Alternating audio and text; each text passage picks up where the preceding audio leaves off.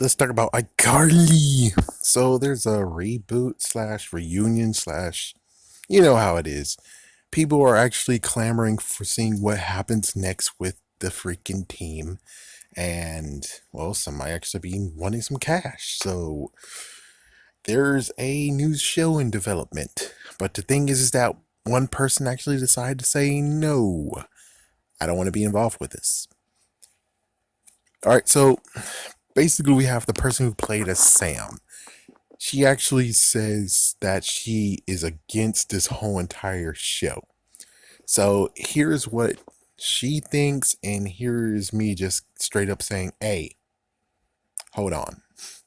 So, in an interview, what basically happened was two things. One, she saw that her character throughout the years wasn't a role model to children, but she thinks that her character is supposed to have been a role model to children. And that's why she doesn't actually like to go into this because her character wasn't a role model for children. The second part has to be the fact of the past mixed up really, really badly, especially since her mom actually passed and stuff. And of course, like, stereotypical stuff. She was a child actor, downward spiral, drugs and alcohol. Damn. Or at least, sure which, I forgot which one. So basically, she's now mixed to the part of where your your character is not a role model to children, and the character just brings messed up stuff of the past. Of course, at this point, you're gonna start saying, "Well, what's your rebuttal to this? What actually can you say to say, hey, you're being kind of crazy, and you should return." So here we go. Here's step one. Your character was supposed to be a role model, but it wasn't. She wasn't a role model.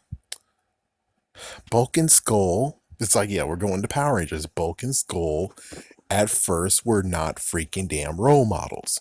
Are you trying to tell me if we ever can get them back, they shouldn't be they shouldn't come back because they weren't role models? And yes, of course, if you see how they charted, they went to bullies, they went to finding out who Power Rangers really are, they went to children, then they became part of the police force, technically, or something like that, and they became detectives, and then police force again, and then chimpanzees. Don't get me started. Don't try to make me explain more and more about what the frick happened to them.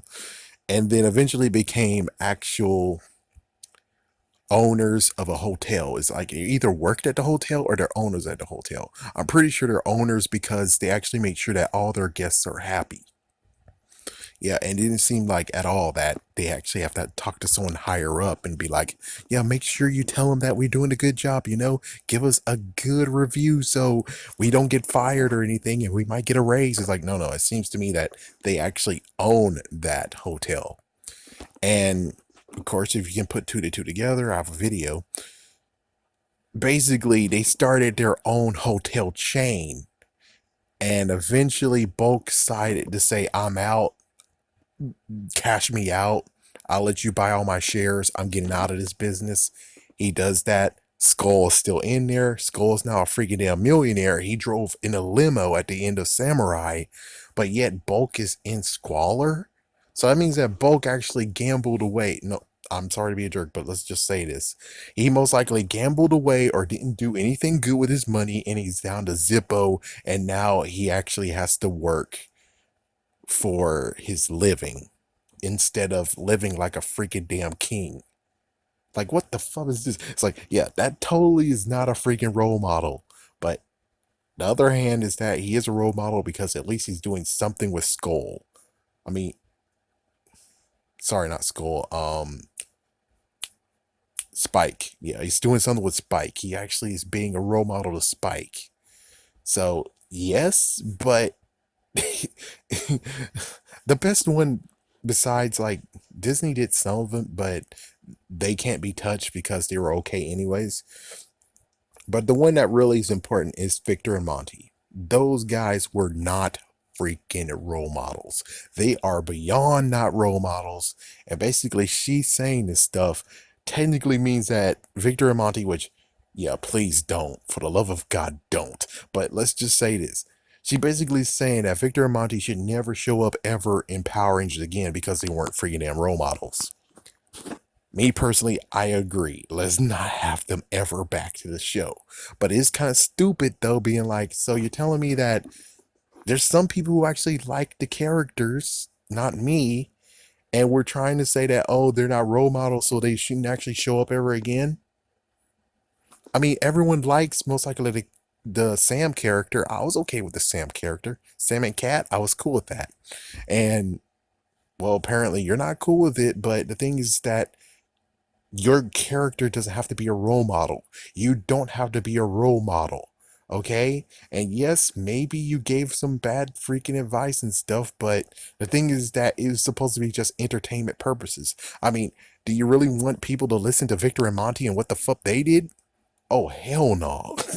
And definitely don't listen to what Mick says. Oh, hell no to his freaking damn crap, too. Frick you, Mick. Your lesson of the day is bullcrap. Sucks. Don't ever listen to that bastard. Sorry to say this, but yeah, do not listen to that guy. He might have some good freaking lessons, but the thing is that he kind of sucks. Sorry to be a jerk, but he does kind of suck.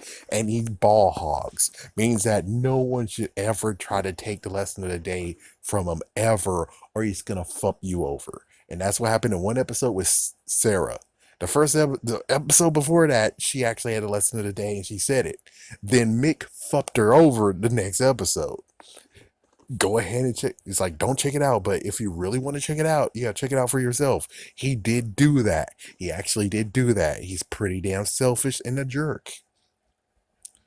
Let's see, anyone else? I think that's about it. So yeah, that's one thing. And then the whole alcoholism slash it brings bad memories and stuff. The thing is that if you just be like, oh, well, I'm gonna move past that and go on to the future and just leave it in the past, the thing is that that's not doing anything, is it? You're not facing the past. All you're doing is just basically saying, the past mastered me and I don't want to deal with that crap at all. So I'm going to just keep walking forward, meaning that it'll still always have something against you. It'll still somehow have power over you still. I think the best idea is to go on the show and do it because you'll be facing your fear, you'll be facing the conflict, and you could finally actually try to differentiate between what actually made it bad and all the other stuff that happened in between, you know? And of course, it's kind of like I, I'm the one to talk. I mean, college years, I really suppressed all of them. I mean, today I actually had to look through stuff to actually look for a few photos, and lo and behold, I couldn't go through the whole entire freaking thing because it was like too hard to do. It was messed up. But anyways, so she's against it and she wished that her character was a role model. And the thing is that since your character is not returning, role point, your character could actually become a role model now, but you're not going to give her a chance.